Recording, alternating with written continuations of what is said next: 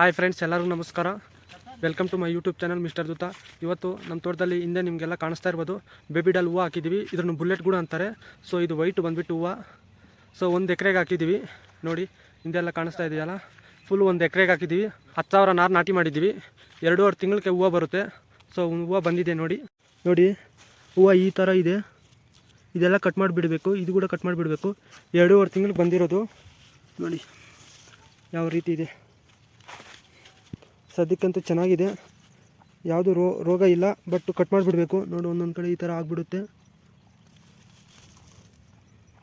Damage ಆಗುತ್ತೆ ಹೂವು, ಮಳೆ ಬೀಳ್ತಾಯಿತ್ತಲ್ಲ. ಸೊ ಅದು ಕಾರಣದಿಂದ ರೇಟ್ಗಳೇನಪ್ಪ ಇವಾಗ ಪ್ರೆಸೆಂಟ್ ಅಂದರೆ 1 kg ಬಂದುಬಿಟ್ಟು 120, 130 ರೂಪಾಯಿ 150 ಹೋಗ್ತಾಯಿದೆ ಅಷ್ಟೇ.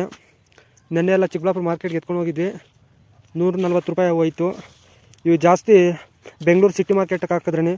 ಇವೆಲ್ಲ ಡೆಕೋರೇಟ್ ಮಾಡೋದಕ್ಕೆ ಹೂಗಳು. ಸೊ ಕಡ್ಡಿ ಇಲ್ಲಿ ಕಟ್ ಮಾಡ್ತೀವಿ, ಇಲ್ಲಿ ಕಟ್ ಮಾಡ್ಕೊತೀವಿ. ಇಷ್ಟುದ್ದ ಕಟ್ ಮಾಡ್ಕೊಂಡ್ರೆ ಡೆಕೋರೇಷನ್ ಮಾಡೋದಕ್ಕೆಲ್ಲ ಮದುವೆಗಳಲ್ಲಿ, ಸೊ ಅಲ್ಲಿಗೆಲ್ಲ ಇವೆಲ್ಲ ಜಾಸ್ತಿ ಹೋಗೋದು ಡೆಕೋರೇಷನ್ಗೆ. ಈ ಹೂವು ಎಲ್ಲ ಹೋಗೋದು. 10 ಕಡೆ ಎಲ್ಲ ಕಟ್ ಮಾಡಿದ್ದೀವಿ, ಇವತ್ತು ಕಟ್ ಮಾಡಬೇಕು. ಸೊ ಇತ್ತು ಕಡೆ ಮಾತ್ರ ಇನ್ನೊಂದು 30 ಸಾಲಿದ್ದಾವೆ ಅಷ್ಟೇ. 1 ಎಕರೆಗೆಲ್ಲ ನೋಡಿ ಇಷ್ಟು. 1 ಎಕರೆಗೆ 10,000 ನಾರು, 1-2 ರೂಪಾಯಿ ರೇಟು.